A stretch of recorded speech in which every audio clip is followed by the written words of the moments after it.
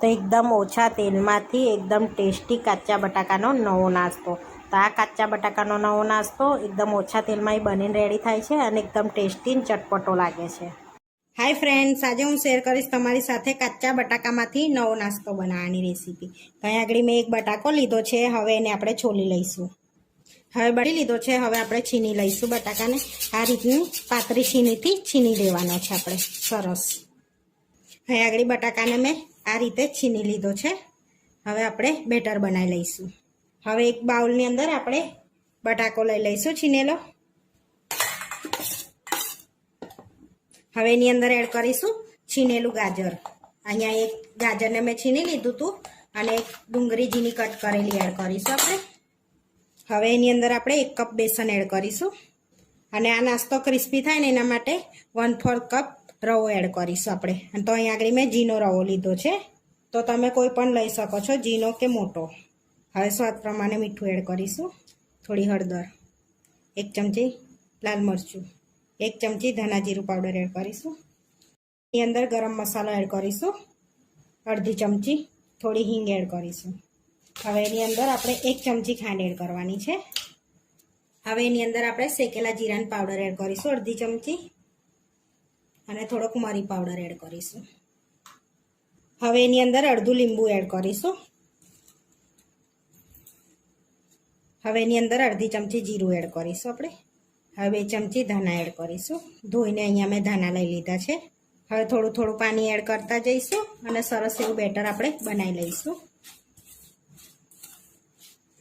આ રીતનું આપણે હમણાં ખીરું રાખીશું. હવે 10 મિનિટ રેસ્ટ આપીશું, જેથી આપણે રવો એડ કર્યો છે તે ફૂલી જાય.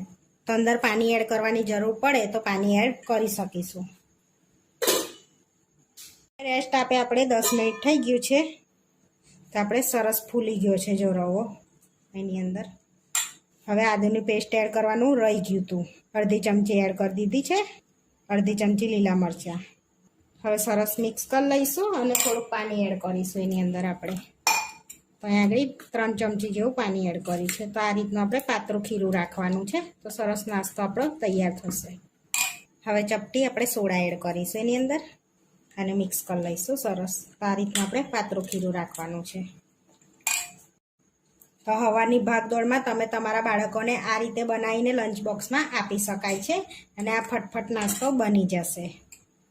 હવે નોનસ્ટિકનો તવો લઈ લીધો છે, તો ગરમ કરવા મૂકી દીધો છે.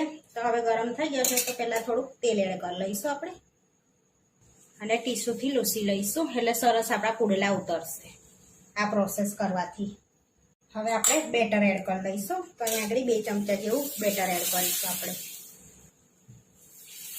આ રીતે પછી ફેલાઈ લેવાનું છે. તો પાતળું પાતળું ફેલાઈ લેવાનું છે આપણે, બહુ જાડો નથી રાખવાનો.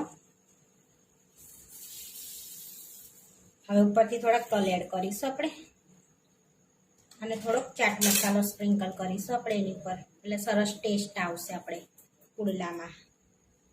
હવે તેલ એડ કરીશું 1 ચમચી જેવું આપણે ચોકઠેર. હવે એકદમ ધીમા તાપે 2 થી 3 મિનિટ સુધી આપણે એને થવા દેવાનું, જેથી અંદરથી કાચો ના રહે. હવે આપણે પલટાઈ લઈશું એને.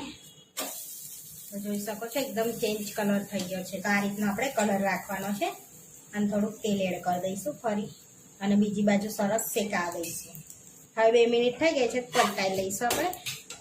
તો જોઈ શકો છો સરસ એવો શેકાઈ ગયો છે. તો 2 મિનિટ આપણે હજુ શેકાવા દઈશું, એટલે સરસ આપણો પુડલો રેડી થઈ જશે, કાચા બટાકામાંથી નવો નાસ્તો.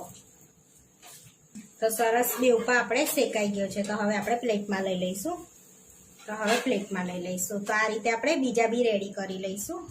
પુડલા બનીને રેડી થઈ ગયા છે. હવે આપણે સર્વ કરી લઈશું. તો અહીંયા પ્લેટમાં પુડલા લઈ લઈશું આપણે. હવે આપણે ટોમેટા કેચઅપ અને ગ્રીન ચટણી સાથે આપણે સર્વ કરીશું એને.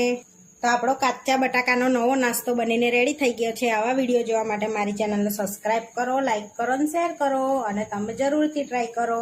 ફરી મળીશું નવા વિડીયોમાં.